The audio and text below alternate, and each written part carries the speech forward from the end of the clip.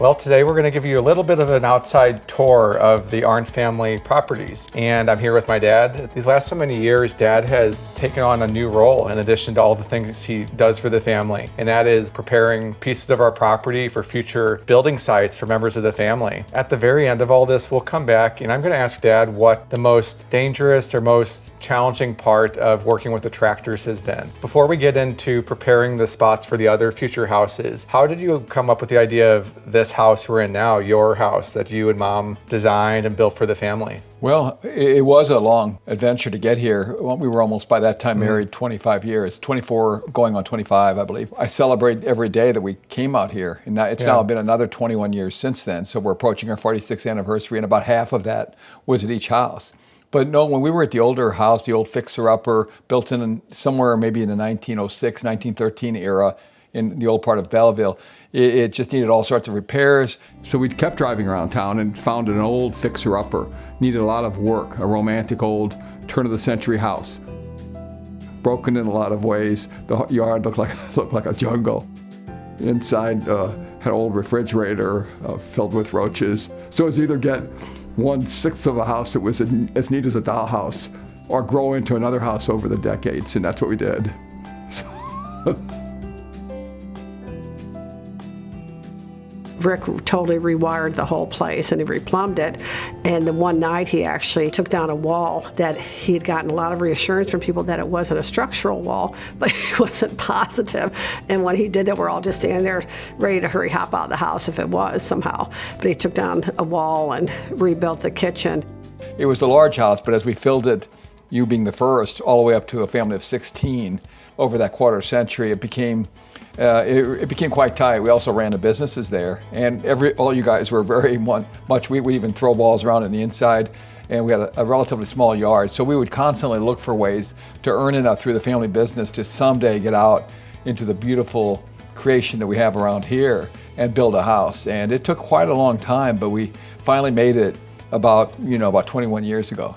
And do you remember the first day of construction out here? What was that like? What was going through your head? Well, it was just a little bit overwhelming. All of a sudden, after all this waiting, suddenly we were scurrying to build the house. Well, we're out here on January 20, June 26th. The heat has gotten to me. I accidentally said January.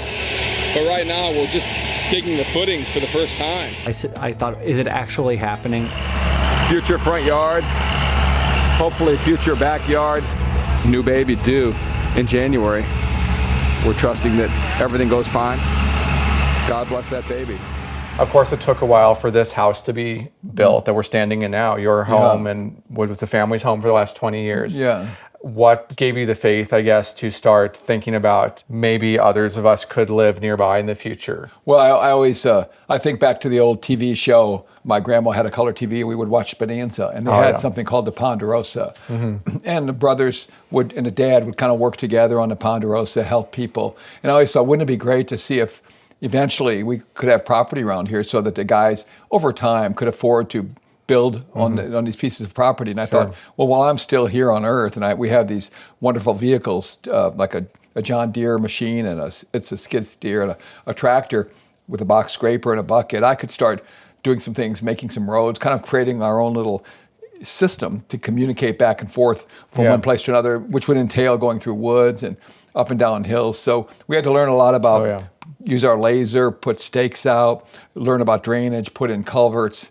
And it was just a day-by-day adventure, mainly with you, because you have a passion for the outdoors as well, and being the oldest. Also, you kind of seem to have a special knack or gift for doing this.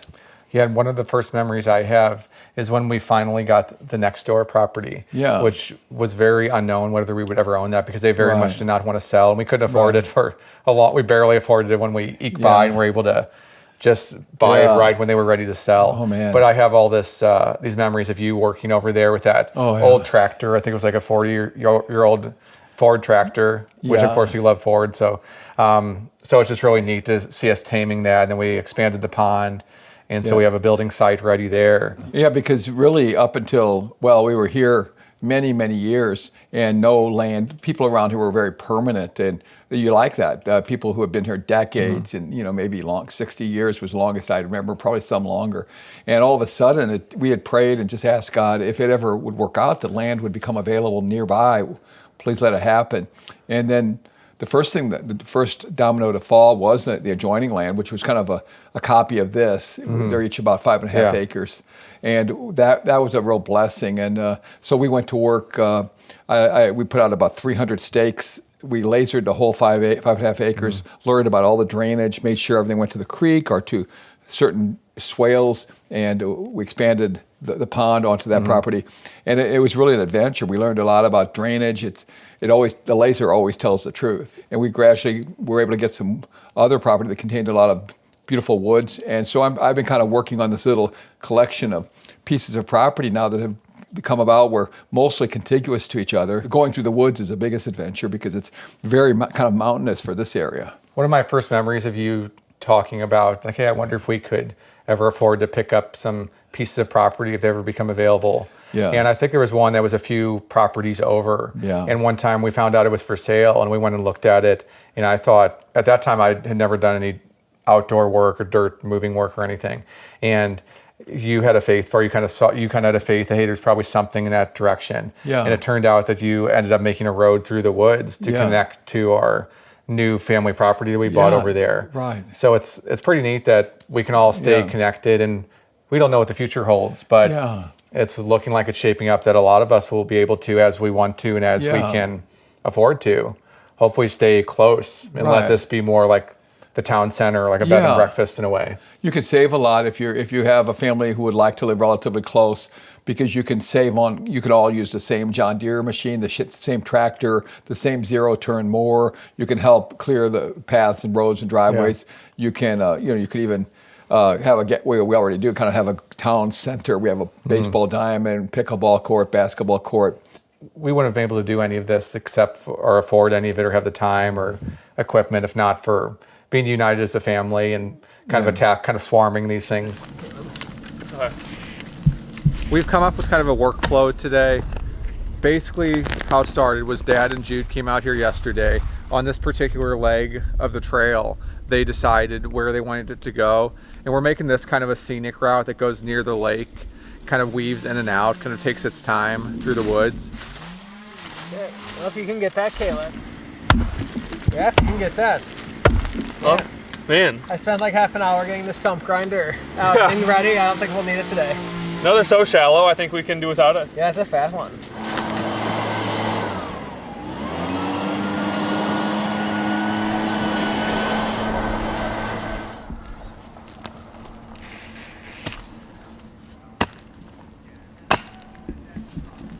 It must be fun to be a miner. Like you could take the pick here and that'd be kind of cool. You know, in the old days, you might have had to take a pick like this and just mine it, chop it, shovel it into a cart, and then you got some rock. Yeah, we're really transforming this whole area.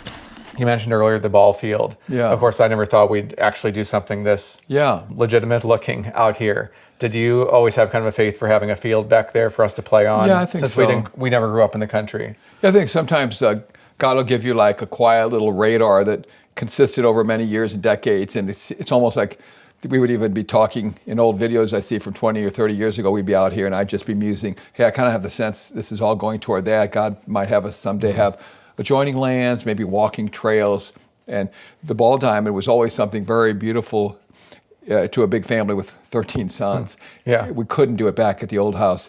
And so we really were grateful when we were able to. Everything else is kind of hilly around here, but there's one thing that God left. It's perfect size for a softball diamond. Yeah. And so, we made a ball diamond, and then last year, was it last year or a year and a half ago? You did a fantastic job kind of spearheading the idea of putting up a beautiful backstop. You put in the pipes yourself. We spray painted it, put up netting. So it's just a beautiful little park, a field of dreams, and good job. Oh, thanks. It was really a team effort. And Yeah. a lot of people just helping out. Some people gave us pipes for actually a local place gave us most of the pipes for the backstop and everything. Yeah. And we there's no way we could have afforded that. We just kind of pieced it together, step by step. A lot of it was labor. Well, we're almost to the part where I ask Dad what the most difficult part of the project outdoors has been. But first, I just wanted to ask, I find myself daydreaming a lot about what the future holds as far as if some of us, like I'd love to build next door, God willing. Yeah. And there are other spots that could work out in the future. But do you ever find yourself kind of picturing what that might be like with all the grandkids and everything? It would be really neat because you can cut down so much driving time, gas time, and you can have, if you live a lot, very far away, you've got to have a good reason to go visit somebody, even when you love them. But when you're within, taking a four-wheeler on a 2-minute drive, it's a lot different. And so, I love the idea of making it easier for families to stay connected. When you have a lot, you can give to the one who doesn't have as much. When somebody's really worn out after having just given birth, maybe the other in-laws can help clean the house for them. And yet you're out in the country, you're actually farther away. I keep saying living close. But if you're each living on at least between an acre or 2 and 5 acres, you're literally like a few blocks away in the city. You're still like a few blocks away in the city. That's very true. Like when we, at our original house that you and Mom bought and raised us for the first, 20 years or something. Of course, you were living just a few blocks away from your mother-in-law, mom's mother. And that didn't feel, that always felt like in quite a long distance. And here, I was in the city, just like an old neighborhood. So it is a different scale here in the country. Even if you're neighbors, you still have acres in between. So. And one thing about that is that if you would calculate the distance between us and them, let's say that was 900 feet, there were probably 45 other houses closer because it was a very condensed part of Belleville. And so it's basically very, very different out here in the country. So you're close, but yet everybody has so much privacy. Well, I was talking to Dad off camera before we started rolling today, and we were talking about the most difficult challenges with working on the lands and preparing the building areas and making the roads through the woods. And we agreed on the same thing. Do you want to say what that was? Yes, I'd say the thing that was most frustrating and so just like hitting a wall would be when I would get stuck. And I would be just merrily going along thinking, wow, at this rate, within half an hour, I'll have all this done. And all of a sudden, you get into a muddy spot. And see, we were going into the woods where things were, at one point, our woods had been a former lake, and it was like swampy almost. And I would kind of think, oh man, should I risk this? So it would be really tough when I would get mired down. It would just feel like such a helpless feeling. I just wanted to pick up the vehicle, come on, let's pick it up. We just put it over here now on dry ground. And I couldn't. So the next thing was to pull out the cell phone and call you or call James and say, I'm stuck, and describe my whereabouts, We got really stuck a few times when we were learning its limits and how much you could push it. And we had this one time, in fact, we have a clip here I'll show you, of getting extremely stuck. And we had to have this huge machine help with me and Peter to get it out.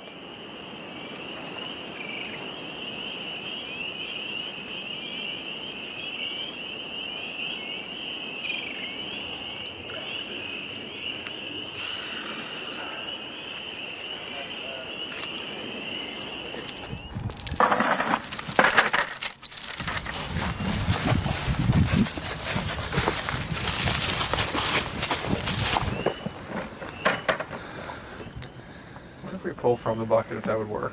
Okay. Can you get under that at all? I could try lifting it up a little bit. Man, that's really in deep there. On that left side. Wow. Not sure if I get it that way. Let's see.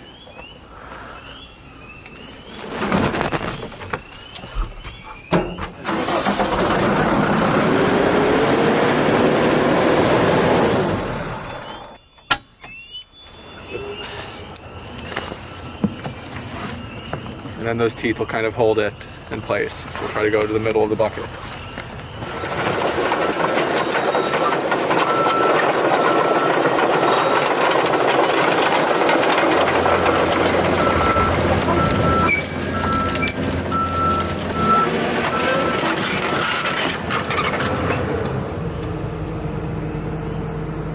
The only thing I'd be worried about is if it torques the bucket a little bit.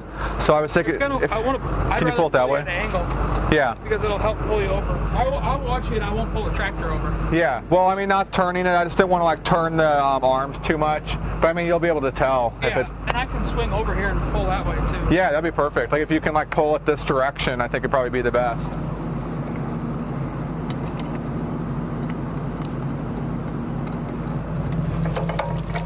Okay, here we go, boys.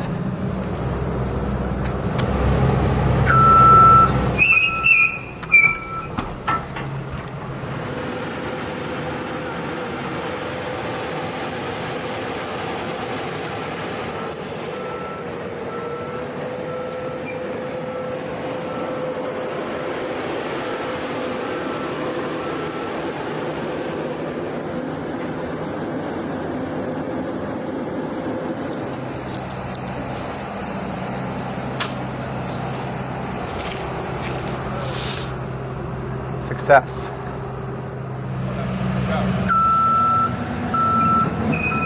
Well, our friend Aaron was able to pull us out with the excavator. Aaron's going to be here the next few days to help us move some of these stumps and huge piles of dirt. We're going to get rid of all these. Soon this is going to be the bottom of the lake. Well, we'll wrap up for today, and we'll be talking on this topic more, I'm sure, as things develop down the road. But we wanted to give you guys just a little bit of an insight about some things we've been excited about with this category of outdoor projects. Hey guys, we just created a second YouTube channel. It's for Safe at Home Christian Outreach, which is something that Dad started in 1999 with us. And we have a lot of interviews with Christian athletes and other inspiring testimonials. So we'll be putting a lot of videos up on that page. So if you want to click and subscribe to that, we'd love to have you.